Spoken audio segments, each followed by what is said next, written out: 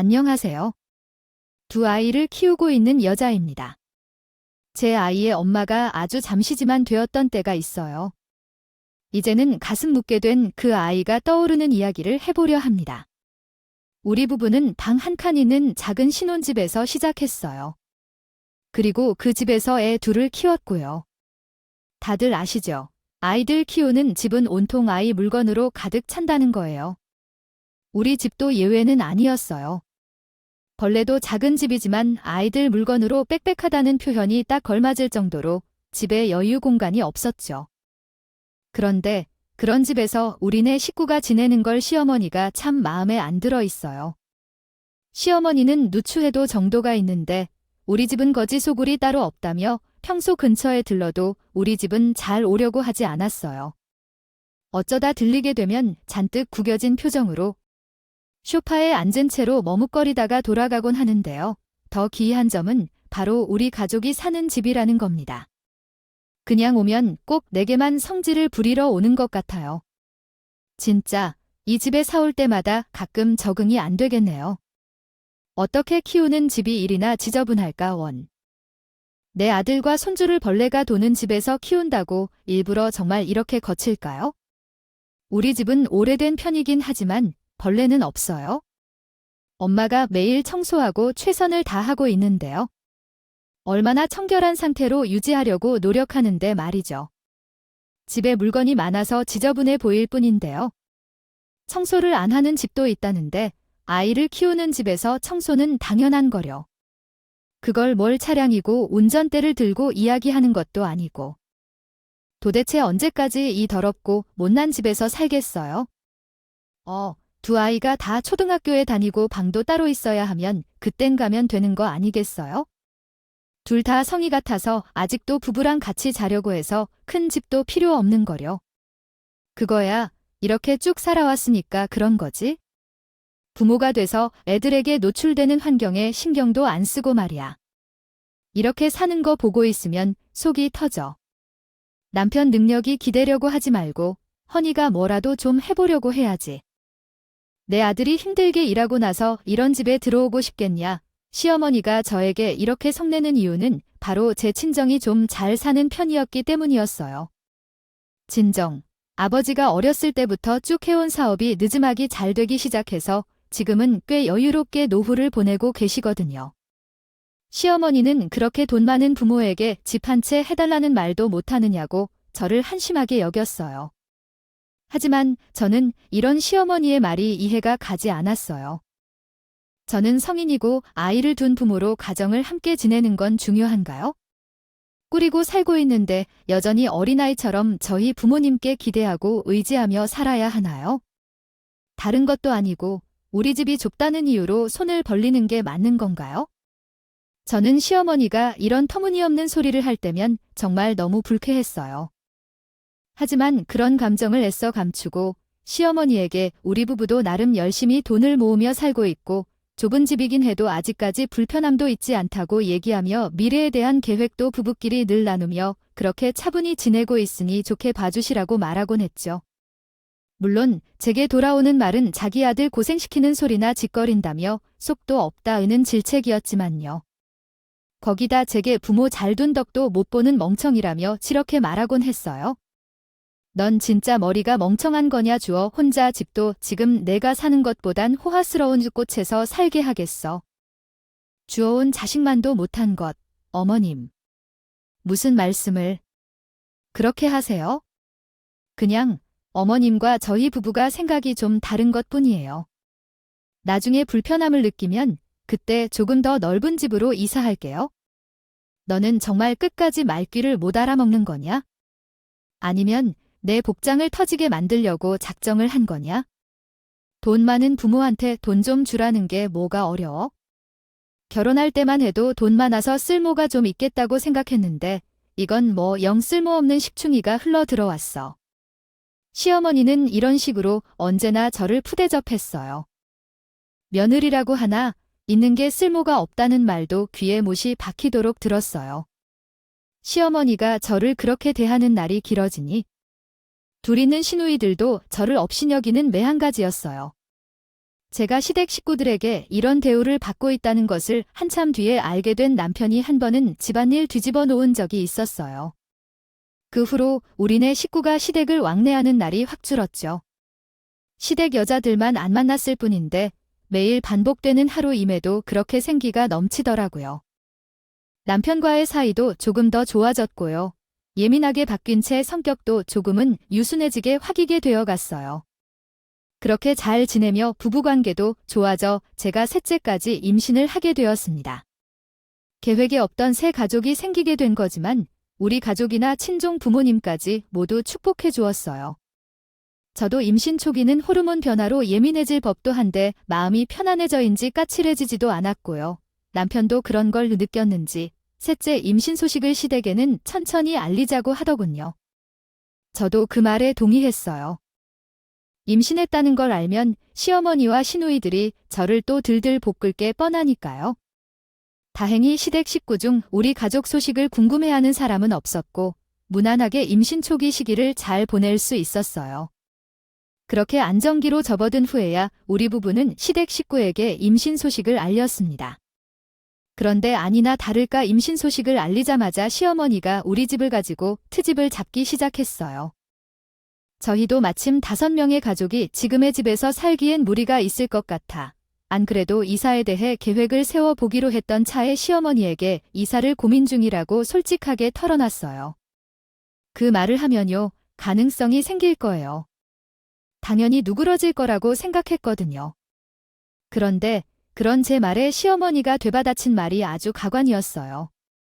가뜩이나 다시 시댁 식구들과 왕래하기 시작해서 스트레스를 조금씩 받기 시작했던 차라 참을 수 없었던 저는 결국 시어머니한테 결혼 후 처음으로 고래고래 소리치며 화까지 내버렸어요. 그래, 잘 생각했다. 이사는 진작 했어야지. 그래도 이제라도 한다니 얼마나 다행이야. 그런데 애도 더 생기는 마당에네 부모님은 돈 좀 안 준다니. 쓸데없이 내 아들 고생 고스란히 담긴 그 돈 손대지 말고. 아니, 부부한테 2억만 주라고 해. 그러면 이사하기 얼마나 수월하니? 어머님, 도대체 왜 이 레퍼토리는 변하지 않는 거예요? 저희 부모님께 손 벌릴 일 없어요? 이 이야기를 못 들은 걸로 할게요. 안 녹음. 마음대로 못 들은 걸로 해. 내가 하면 안 될 소리라도 했냐? 부모가 됐으면 당연히 차지기 힘들거나 중요한 시기에도 없는 거 아니니? 근데 우리가 능력이 되질 않으니 안 능력 좋은 사돈댁 도움을 받으라고 그러는 건데 그게 잘못했냐네? 부모가 이사 비용으로 2억 보태고 나면 돈 없어 죽는 것도 아니잖아. 그런데 뭐가 문제야? 제발 그만 좀 하세요. 저희 부모님께 돈이라도 맡겨 놓으셨어요. 아니면 남편이 아직도 코 흘리는 어린애로 보이세요.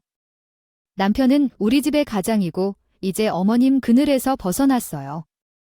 그러니 저희 가족 문제는 저희가 상의하고 결정할게요. 어머, 얘 말 웃기게 하네. 내 아들이 가장이면 내 자식이 아니냐? 자식 걱정하는 부모 마음은 나이가 많으면? 저거는 다 똑같은 거지? 너라고 뭐 다를 줄 알아? 시답지 않은 소리 집어치우고, 아니, 부모한테 2억 받아와. 내 아들 돈으로 이사 안 해 어쩌네 하는 소리 내 귀에 들리기만 해. 아주 시어머니는 제 언성에 눈이 뒤집혀져서는 입에 담기도 험한 말들을 마구 쏟아냈어요. 그러면서 능력 없는 시부모를 모욕 주는 것도 가지가지라며 삿대질까지 하면 난리를 쳤죠. 하지만 저도 이번만큼은 물러나지 않았어요. 시어머니가 이럴수록 저도 더 화가 치솟았거든요. 그 이유는 저를 대하는 시어머니의 태도와 친족 부모님이 남편에 대하는 태도가 너무 다르기 때문이었어요. 실은 친정 부모님께서는 남편을 참 예뻐했어요. 친언니네 부부는 결혼을 한 지 꽤 오래됐어도 애가 없어 자유롭게 지내고 있는 반면 우리 부부에게는 아이가 둘이나 있고 가정을 지키기 위해 남편은 늘 동분서주하며 바삐 일하는 모습에 책임감이 있다며 좋아하셨거든요. 그래서 친정 부모님이 이전에 몇 번이나 저 모르게 남편에게 크진 않지만 용돈까지 챙겨줬고요. 남편이 그 돈을 안 쓰고 제게 줘서 알게 되었어요. 남편이 일부러 시간을 내서 친정의 안부차들을 떼면 가장의 무게가 감히 말로 설명할 수 없는 것이라며 자식 건사하는 게 참 힘들다는 걸 다 안다고 밤낮 없이 고생하는 사위에게 해줄 수 있는 게 별로 없어 미안하다고 말씀하곤 하셨어요. 제 부모님이 그런 따뜻한 분들이라 저에게 유독 막무가내인 언행을 서슴지 않는 시어머니가 너무도 미웠죠. 결국 이 말다툼에 남편까지 관여하게 되어 부부싸움으로까지 번지게 되었어요. 정신은 그냥 흘려도 되는 말에 왜 흥분해서 엄마의 심기를 건드리고 그래? 엄마가 그러는 것은 하루 이틀도 아니고 그전에는 그냥저냥 잘 넘기더니 이번은 왜 이래? 밥은 나까지. 이번 일로 신경을 써야겠어. 하루 이틀이 아니니까 그랬어. 아니니까 내가 언제까지 참고 넘겨야 하는데? 당신은 당신 엄마니까 그게 되겠지만 난 아니야. 내 부모 돈으로 호의호식하라는 말로 들리는데 내가 얼마나 더 참고 넘기냐고? 여태 잘 참았잖아. 엄마가 그런 말을 하든 말든 우리만 그런 마음이 아니면 된 거 아니야? 그냥 그러려니 해. 우리 집이 코딱지만한 것도 사실이고 집에서 애들을 간신히 키워왔던 것도 맞잖아. 우리 엄마가 전부 틀린 말을 하는 것도 아니고 우리 걱정되는 마음이 앞서서 그런 걸 왜 몰라? 우리 걱정되는 마음이 아니라 당신이 번 돈 나갈까봐 노심초사하신 거잖아. 당신 돈 안 쓰게 우리 부모님한테 이사 비용 받아오라잖아.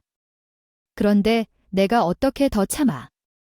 당신이 나라면 그런 말, 그런 대우 받으면서 참을 수 있겠어? 뭐 참을 건 또 뭐야? 당신이 임신한 것 때문에 괜히 예민해져서 올 엄마 심기까지 건드리게 된 거면서. 뭘 그래? 내가 장인어른, 장모님한테 손 벌린 마음이 티끌도 없어. 그럼 됐잖아. 이제 이 얘긴 그만해. 남편은 괜한 문제로 힘 빼고 싶지 않다며 제가 더 말도 못하게 그만하라고 하고는 자리를 떠버렸어요. 자신이 손 벌릴 마음이 없으면 된 거라고 정리까지 혼자 다 해버리고 말이에요. 남편이 뭘 알겠어요? 결혼해 살면서 지금껏 시어머니라는 사람에게 내 부모 돈으로 자기 아들과 부유하게 지내라는 말을 수도 없이 들어온 제 입장을요. 시어머니만 간호해적으로 한 번씩. 1월. 때는 꾸역꾸역 참았어요. 하지만 이런 일이 반복되면서 언젠가부터는 신우들까지 뻔뻔하게 생일 때가 되면 제게 부모 돈 받아서 자기들 명품백 좀 사달라고 하는 판국인데. 제가 얼마나 더 어떻게 참나요? 결국 저는 셋째를 임신한 몸으로 아이들까지 다 데리고 가출을 해버렸어요. 자기 엄마가 저를 대하는 태도를 정당화하려는 남편이나 제 부모님 돈을 어떻게 빼내올 수 있을까 머리나 굴리는 시어머니가 넌더리가 나서요. 막 집을 나왔을 땐 친언니네 집에서 며칠 묵었어요. 그런데 아무리 자상한 형부라도 눈치가 보일 수밖에 없더라고요. 애가 있는 집도 아니고 맞벌이인데 우리가 차지하고 앉아서 매일 집을 엉망으로 만들어 놓으니까요. 그래서 한 나흘 정도 머물다가 순종으로 들어갔어요. 물론 셋째 임신했더니 몸이 예전 같지 않아서 힘들어서 쉬러 왔다고 둘러대고요. 하지만 얼마나 속일 수 있겠어요. 친언니가 친정엄마와 통화하면서 제가 집을 나온 거라고 다 말해버렸어요. 친정엄마는 그 이야기를 듣자마자 남편에게 연락을 했고 남편은 잡아댔지만 집요하게 캐물어대는 통에 제가 시어머니와 다퉜던 이야기며 어떤 대우를 받으며 지냈는지 다 털어놓았어요. 친정 부모님은 이 이야기를 듣고는 격하게 분노하셨고 남편까지 친정집에 불려와 끌어안치고 시시비비를 가렸어요. 남편은 친정 부모님 앞에서는 자신이 부족한 탓이라며 죄송하다고 말할 뿐이었죠. 그날 속이 상할 대로 상한 친정 부모님은 자신들이 평생을 걸고 일고 노력으로 얻게 된 친정집을 우리 부부에게 주겠다고 선언했습니다. 저는 말도 안 된다면서 저도 받지 않겠다고 절대적으로 거절했죠. 남편도 자신이 무능해 이렇게까지 사태를 키우게 됐다며 송구스럽다면서 처음에는 순서를 치며 거절했고요. 하지만 제 부모님께서도 완강했어요. 우리 딸이 그 집에서 그런 과일씨를 받고 있는 걸 알았는데 아이 부모가 된 입장에서 어떻게 가만히 있을 수 있겠어? 내가 내 자식을 지키는 방법이니 거절해도 소용없어. 우리가 그렇게 사위를 귀한 손님 대접했건만 감히 내 딸을. 아무리 그래도 이건 아니야? 우리가 모아둔 돈이 없는 것도 아니고 이사 갈 수 있으면 충분히 가. 그리고 이번에 이사의 계획이기도 했고. 그니까 나한테 부담 주지 마세요. 누가 너의 돈 없대. 내 새끼가 그런 푸대접을 받고 있는데. 네 아빠, 나 어떻게 가만히 있니? 알고 있는 이상 나도 내 아빠랑 같은 생각이야. 엄마, 이게 어떤 집인데 이걸 우리한테 준다는 거야? 제발, 엄마, 아빠라도 나 마음 편하게 좀 해줘요. 이런 말도 안 되는 부류가 어디 있어요? 처음에는 거절하던 남편은 어느샌가 입을 꾹 다물고 아무 말도 하지 않았어요. 그렇게 한참 상황을 지켜보더니 친정 부모님과 제 대치가 길어지자 저를 말리듯이 말하더라고요. 그러면서 은근히 받고 싶어하는 눈치를 보이더라고요. 부모님의 근심을 덜어드리는 방법이 그거라면 별 수 있겠냐고요. 아우, 여우처럼 얄밉게 구는데 기가 찼어요. 하지만 이미 마음을 굳게 먹은 아버지의 생각을 꺾기엔 저로서는 역부족이었어요. 거기다 남편까지 이미 은근히 저를 말렸고요. 어차피 셋째가 태어나기 전에 이사 가야 했지만 남편의 월급으로 집을 넓혀가는 것은 한계가 있고 어쩔 수 없이 대출도 껴야 하니 우리 부부에게 이사는 사실 막막한 문제긴 했어요. 결국 긴 신랑의 끝에 저는 친정 부모님의 의견에 따르기로 했죠. 현실에 직면했으니 그렇게 제가 셋째 출산을 2개월 남짓 남겨둔 상태에서 우리 집과 친정 부모님 집을 바꾸게 되었어요. 저는 이 소식을 시댁 식구에게 알리는 게 너무너무 싫었어요. 분명히 이 사실을 알면 방방 뛰며 좋아하실 테지만 제게는 그런 시어머니의 모습이 유쾌하지 않아서요. 하지만 언제까지고 숨길 수 있는 문제는 아니죠. 그래서 제가 조만간 말해야지 하며 차일필 미루고 있었어요. 입이 잠 안 떨어졌거든요. 그런데 하필이면 우리 친정엄마가 속상한 마음에 참다 못해 시어머니에게 연락을 했다더라고요. 엄마는 제 편에 서서 옳은 소리를 하며 시어머니를 입도 뻥긋 못하도록 혼쭐을 내줬어요. 그러면서 저를 더는 무시하지 못하도록 일부러 집을 바꾼 이야기까지 했던 거예요. 그런데 이야기가 제게 독이 되어 돌아올 줄은 몰랐어요. 우리가 친정집으로 이사한 지 딱 2주 만에 연락도 없이 시어머니는 신우들까지 우르르 데리고 집에 찾아온 거예요. 아예 눌러앉을 생각으로 짐까지 바리바리 싸대고요. 나는 너무 놀라 어쩐 일이냐고 물으니 황당한 소리를 하더라고요. 어머님, 아가씨들까지 연락도 없이 여긴 어쩐 일이세요? 이 짐은 다 뭐고요? 어쩐 일이냐니 내가 못 올 때라도 왔냐? 아우, 비켜내. 시어미를 언제까지? 현관 앞에 세워둘 참이야. 와, 언니네 엄청 시원하다. 집도 엄청 얇고 사돈댁 집이었다더니 진짜 돈이 많긴 한가 보네. 이런 추운 집에서 사셨던 거면 예아가 앞으로 당분간 너희 집에서 우리도 신세 좀 지잡거나. 아우, 이번 여름이 말도 못하게 더워서 참을 수가 있어야지. 원, 괜찮지. 여름 동안 내내요? 아버님은 어쩌시고요? 그리고 저고 출산이라 출산 준비도 해야 하고 아이들도 있어서 오래 지내기 힘드실 거예요. 아, 그럼 아버님도 모시고 며칠 무더위 지나기 전까지 지내시다 가세요. 그 꽉 막힌 양반까지 챙겨서 뭐 해? 아, 그리고 여름 내내 무더위인데 며칠 너 우리 있는 게 불편하냐? 에어컨도 없이 땀 뻘뻘 흘리며 지내는 우리가 가엾지도 않아. 아니, 니들만 시원하게 여름 나면 그만인 거냐? 이 더위에 선풍기 2대로 내 식구 지내는 거 뻔히 알면서 마음 쓰이지도 않느냔 말이야. 그러니 이번엔 우리도 좀 같이 시원하게 여름 좀 나와 보자꾸나. 불만 있어도 참아라. 무작정 쳐져서는 우리 집에서 여름을 나겠다니요. 사실 시댁은 형편이 넉넉지 못했어요. 그래서 돈에 대한 거라면 아주 치졸하게 구셨던 거고요. 거기다 시댁이 옛날 집이기도 하고 시아버지가 에어컨은 전기세도 많이 나오고 선풍기로도 충분하다며 자연바람이 좋은 거라고 여태껏 에어컨 설치를 반대하셔서 시댁에는 에어컨이 없었어요. 그에 반면 우리가 이사온 친정집은 방마다 에어컨이 있었어요. 워낙 두 분 다 더위를 많이 타는 분들이고 친정엄마가 일사병으로 쓰러진 적이 있어서 그때 위험천만한 경험 때문에 방마다 다 설치까지 했던 거였죠. 그런데 이걸 어떻게 알았는지 무턱대고 일이 찾아와서 올여름은 시원하게 나겠다며 시댁 여자들끼리 희낙락이더라고요. 그뿐이게요. 시어머니와 신우들은 당연한 듯 가장 넓은 안방으로 들어가 짐까지 푸는 겁니다. 저는 그런 시어머니와 시누이들에게 지금 뭐 하는 거냐고 물었지만 제 말은 듣는 등 많은 둥하며 뻔뻔하게 제게 명령질까지 해냈어요. 보면 모르냐? 침 푸르자니 얘 멀뚱히 보고만 서 있지 말고 어서 와서 침 푸는 것 좀 도와라. 당분간 침대에서 내가 자야 하니까 삭 빨아 놓는 걸로 갈아 껴고 언니. 그리고 두꺼운 매트도 좀 준비해줘요. 내가 바닥에서 자라는데 나 딱딱한 바닥에서는 못 자. 마음 같아선 방 하늘을 혼자 쓰고 싶지만 꾹 참는 거니까 내일까지 꼭 준비해줘요. 그날 밤 저는 남편에게 지금 이 사태에 대해 어떻게 할 거냐고 물었어요. 그런데 남편은 자기 가족들이 푹푹 찌는 집에서 지내는 것 때문에 잠깐 온 거니까 조금만 참으라는 거예요. 며칠 있다가 분명 돌아갈 거라면서 안일하게 말하는데 열이 뻗쳤어요. 자기 엄마를 그렇게도 모르나 싶기도 했고요. 하지만 어떻겠어요. 문전박대를 하기엔 이미 늦었고 너무 정신이 없던 상황이라 제가 발벗고 나서서 내쫓을 수 있는 상황도 아니었는데요.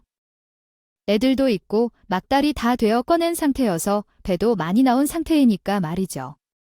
저는 남편에게 화를 꾹 참으며 제가 말하면 오해를 사니 좋게 시어머니와 시누이들에게 며칠만 편히 지내다가 돌아가라고 이야기를 해놓으라고 시켰어요. 남편도 알겠다고 하기에 그렇게 잘 넘어갈 줄 알았습니다. 하지만 시어머니와 시누이들은 일주일이 지나도록 우리 집 안방을 차지하고서 돌아갈 생각이 전혀 없었어요. 그 일주일 동안 시댁 식구 뒤치다꺼리에 애들 케어까지 다 제목이었던 터라 무리를 했는지 매일 배가 땡땡하게 뭉치는 날의 연속이었어요.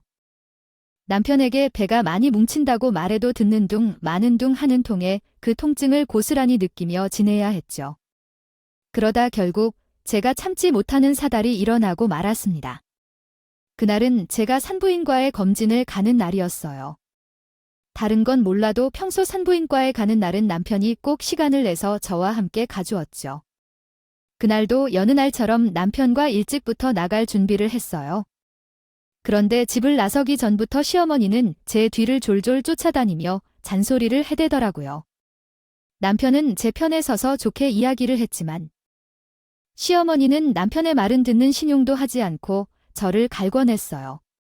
바깥 일도 힘든 사람을 이런 사소한 일까지 하게 만들어야 되겠냐? 요즘 대중교통이 얼마나 잘 되어 있는데. 아니, 너 편하자고 내 아들이 고생하는 건 생각도 안 하느냐? 말이야, 엄마, 난 괜찮아. 산부인과 가는 건 내가 먼저 같이 가겠다고 약속한 거고. 나도 가서 초음파 보는 것도 좋아. 그래서 같이 다니는 거야? 내 새끼 보는 거니 당연히 그러겠지? 그러니 그걸 트집 잡아서 널 이렇게 부려먹는 거 아니냐. 누가 봐도 만삭 빼면 대중교통도 편하게 앉아서 가는데 뭐하러 일하는 놈 운전까지 시키면서 상전 노릇을 하느냐? 이 말이야. 나는 정 마음에 안 드시면 남편이 이번에 미리 시간을 냈으니 오늘만 같이 다녀올게요. 요즘 배가 자주 뭉치고 컨디션도 많이 안 좋아져서요. 이번만 어머니께서 좀 이해 좀 해주세요. 그 정도 배 나오면 뭉치는 일이야. 타반사지, 뭘 핑계댈 거리가 없으니 시덥잖은 핑계나 대고 있는 꼴이라니. 미리 시간 냈으면 꼭 내 시중을 들어야 한다니. 내가 내 아들 고생하는 거 싫어서 하는 말인데 이것도 페알이라도 꼬이냐? 어머님, 저희 사람 아내예요. 그리고 남편도 곧 태어날 자기 아이 보러 가는 건데 제 시중을 든다는 표현은 맞지도 않죠? 아이, 여보, 그만해. 엄마가 나 고생할까 봐 속상해서 하는 말이잖아. 아휴, 여보. 오늘은 혼자 병원 다녀와. 결국 남편은 저더러 윤원 떨어 일 키우지 말고 오늘은 혼자 병원에 가라고 하더군요. 그러고는 남편은 출근을 해버렸어요. 시어머니는 남편이 출근하는 모습을 보고 난 뒤에야 저를 쫓아다니며 잔소리하는 걸 멈췄죠. 저는 시어머니와 단둘이 있고 싶지 않아 마저 나갈 준비를 했어요. 하지만 시어머님 슈퍼에 앉아서 이제는 제가 들으라는 식으로 큰 목소리로 제 욕을 해댔어요. 임신이 무슨 유세라고 일하는 남편까지 부려먹어 부려먹기를 젖썩을 것 내 아들이 집봉이야 뭐야? 아휴, 어쩌다 내 아들 팔자에 저런 침덩이가 들어쳐 앉아가지고는 얼른 나 먹으라. 아침 차리고 그 점심 준비까지 해놓고 가거라. 어머님, 좀 전에 말씀드렸잖아요. 컨디션이 많이 안 좋아졌다고요? 아, 저 아침 점심 차려 기운 없어요? 그러니 오늘은 알아서 차려 드세요. 뭐야, 이런 버르장머리 없는 것이, 그래, 더럽고 치사해서 내 손으로 차려 먹으마. 시어머니는 자신이 차려 먹겠다며 일어나서는 저를 자기 몸으로 세게 밀쳤어요. 그때 얼마나 세게 밀쳤는지 제가 기우뚱하면서 중심을 못 잡고 넘어지고 말았어요. 시어머니가 덩치가 엄청 큰 분이라 저는 그대로 밀려났던 거예요. 사실 저는 임신해서 배만 볼록 나왔지만 몸은 살이 거의 없는 상태거든요. 원래부터 허약 체질의 마른 체형이었어요. 그러니 힘없이 앞으로 넘어지고 말았던 거예요. 그런데 시어머니는 넘어진 제게 비꼬며 휘죽거렸어요. 아이 세게 밀지도 않았는데 일부러 넘어지고 있네. 너 슈하냐? 왜 이것도 내 친정 부모랑 내 남편한테 다 일러 바치려고 그러냐? 일부러 밀치셔놓고 무슨 말씀이세요? 제가 힘이 실리지도 않았는데 이렇게 넘어질 리가 없잖아요. 일부러 밀쳤다고 너처럼 백없이 다 넘어지냐? 임신한 사람이 밀쳐졌으면 아이 생각해서라도 잘 중심 잡고 서야지. 그만하고 일어나기나 해. 처량한 척 앉아있는 꼴하고는 저는 더는 듣기 싫어서 대충 준비하고 집을 나갔어요. 대중교통을 이용해서 가는 내내 배에서 싸락싸락한 통증이 점점 밀려왔고 그럴수록 저도 불안감이 물밀듯이 밀렸어요. 그런데 아니나 다를까 병원에서 충격적이고 믿을 수 없는 소리를 듣게 되었습니다. 제 아이의 심장 소리가 들리지 않는다는 거예요. 몇 주 전 검진을 왔을 때 사실 경부 길이가 너무 짧아져 있다며 조심하라고 무조건 절대 안정이 필요한 시기라고 당부했었는데 이런 일이 생겼을 줄이야. 정말 구역질이 날 정도로 하늘이 빙빙 도는 것 같았어요. 그리고 곧 그대로 쓰러지고 말았죠. 정신을 잃고 쓰러졌다가 깨어났을 때도 믿기지 않았어요. 하지만 간호사분이 제게 와서는 쐐기를 박아버렸죠. 수술을 해야 하니 보호자분께 병원 내원해달라고 연락해달라고요. 저는 원수 같은 남편과 시댁 식구들에게 연락하지 않고 친정 부모님께 연락했어요. 제 연락을 받은 부모님은 불이 나게 병원으로 달려오셨어요. 다 큰 어른이라도 이런 허망한 일을 당해 슬픔이 극에 달하니 부모님을 뵙자마자 참았던 눈물이 터지더라고요. 드디어 저도 딸을 가진 엄마가 된다는 생각에 아이와 만날 날을 고대했는데 만나보지도 못한 채 이별이라니. 저는 이렇게 아이를 떠나보낼 수 없다고 정말 반쯤 미친 사람처럼 괴성을 지르며 우열을 터뜨렸어요.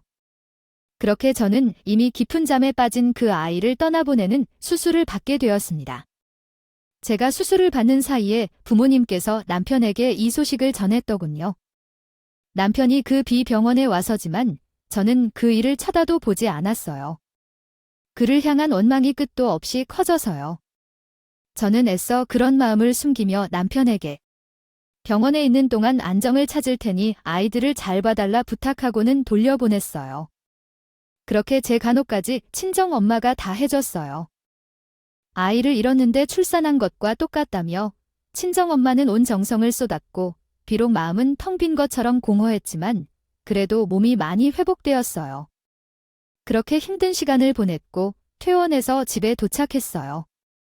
현관문을 열고 들어갔는데 글쎄 저를 반기는 건 시어머니의 짜증이었습니다.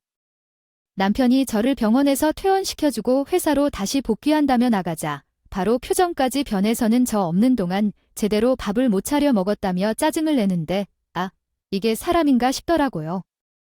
저는 그런 시어머니 언행이 너무도 기가 차 이성을 잃고 시어머니에게 난리를 쳤어요. 해도 너무 하시네요. 저요.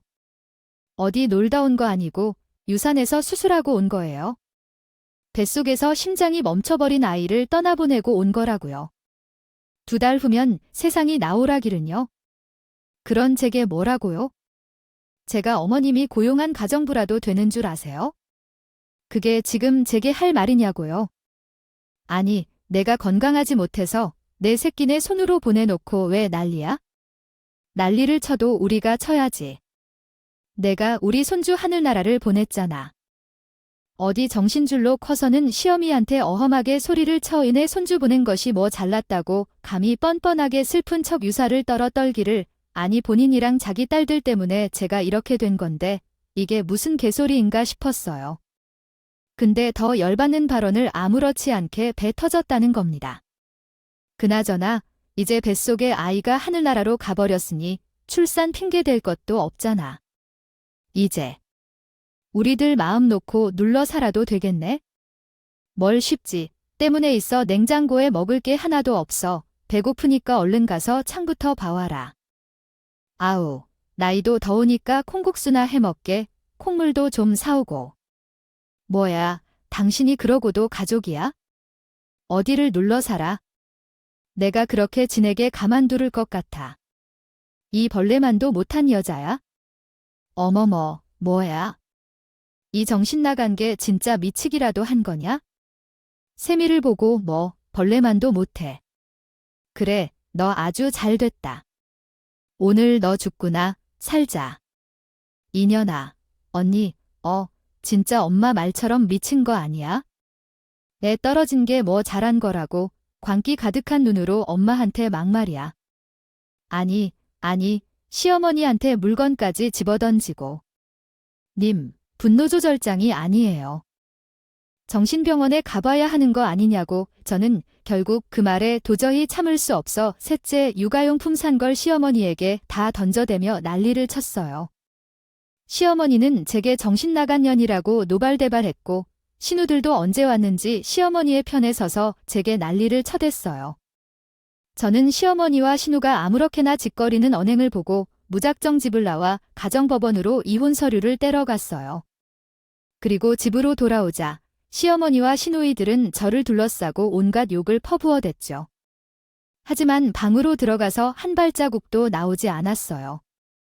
그래도 아들 사랑이 극진한 시어머니는 일하고 돌아온 아들 밥상은 또 자기 손으로 차리는 듯 하더군요. 그렇게 방에 콕 박혀 있는지 두어 시간쯤 지났을 때 남편이 퇴근하고 돌아왔어요. 저는 낮에 그렇게 나가 챙겨온 서류를 챙겨 방에서 나왔어요. 그리고 화기애애하게 식사를 하고 있는 그들에게 다가가 식탁에 이은 소정을 떡하니 올렸습니다.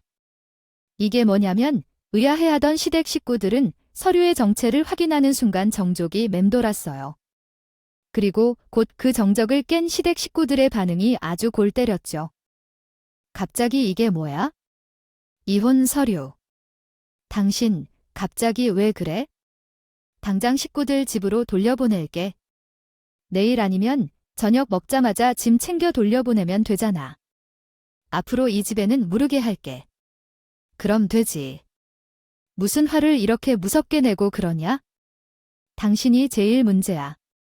내가 그렇게 몇 번이고 이야기할 때는 척도 안 하더니 내 아이가 잘못된 것 나서야 그딴 말을 해. 내가 수술한 그날 집에서 어떤 일이 있었는 줄 알아?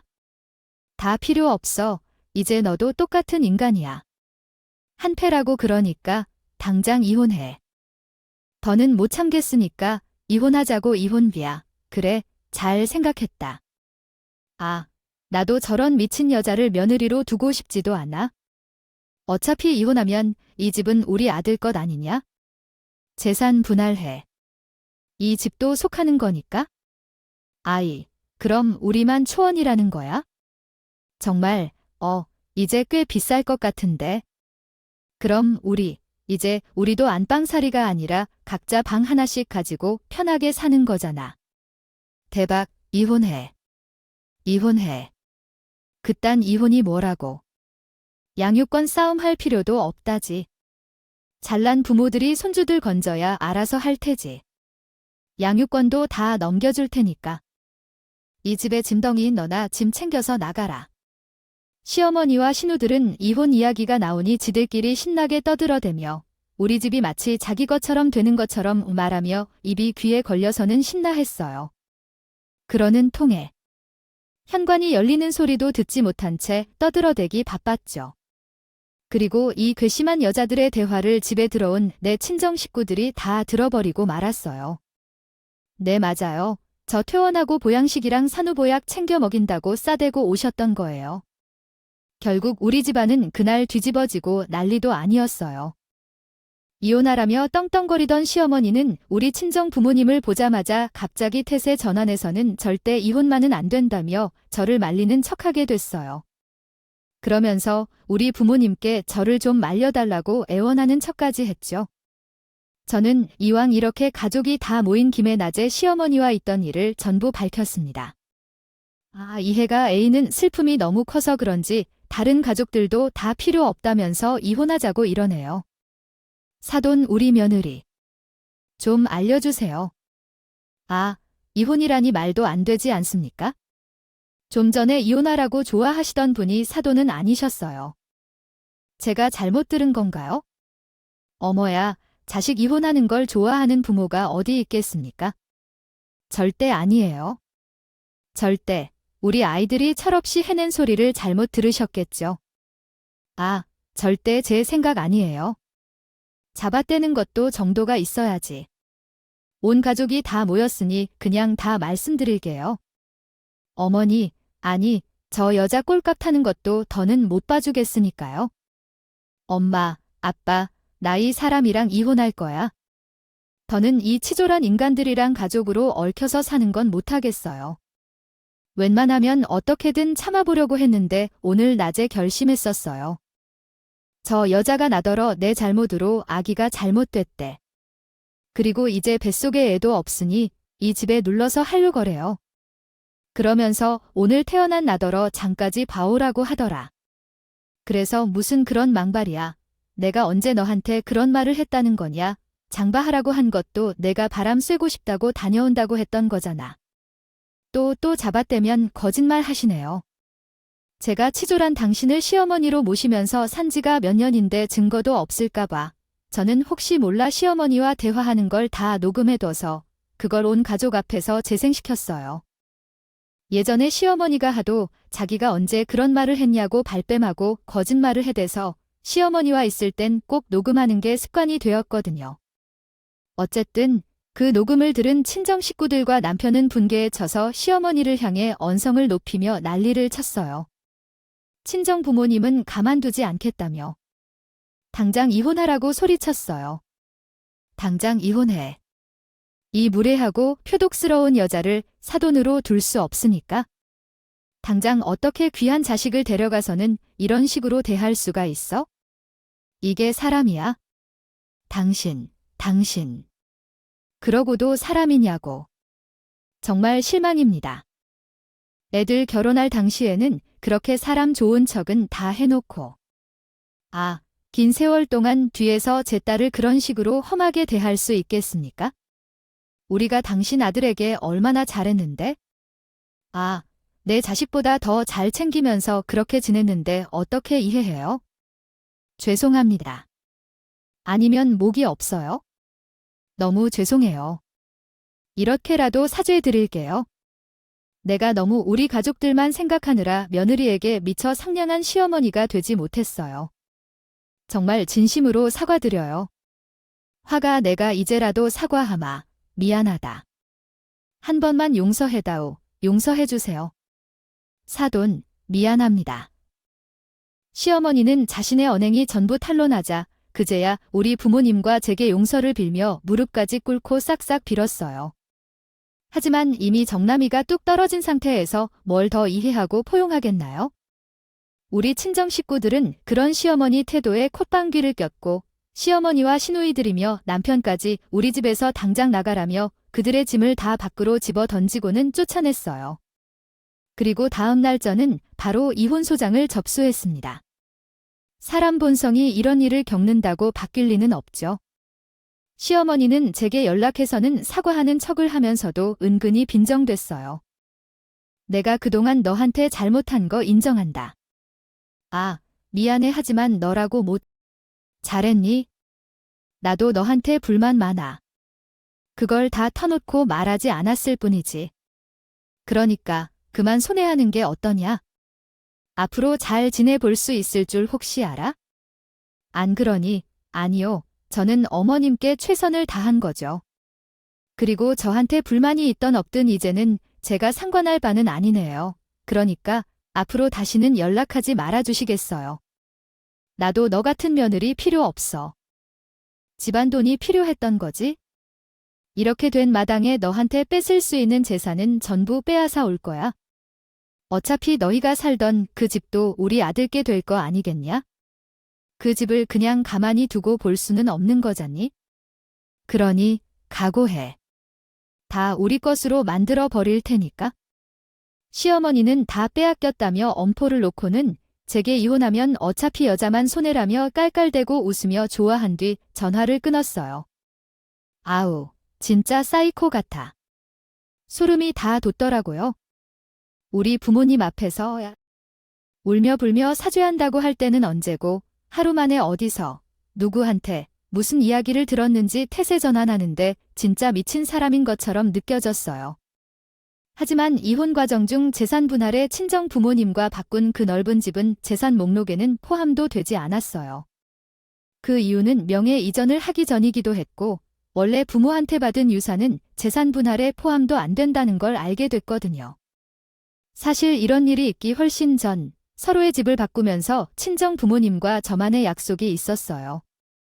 바로 셋째가 두 돌이 지난 후에 명의를 바꾸기로 했던 거죠. 그 이유는 재산세 때문이었어요. 셋째가 최소 두 돌 때까지는 친정 부모님이 제가 양육하기를 바랐어요. 그래서 두 돌 이후에나 맞벌이로 경제 활동을 할 예정이라 경제적 부담을 줄여주기 위함이었어요. 그런데 셋째는 이미 하늘나라에 갔기도 해서 이혼하는 마당에 이런 거 따질 필요도 없었죠.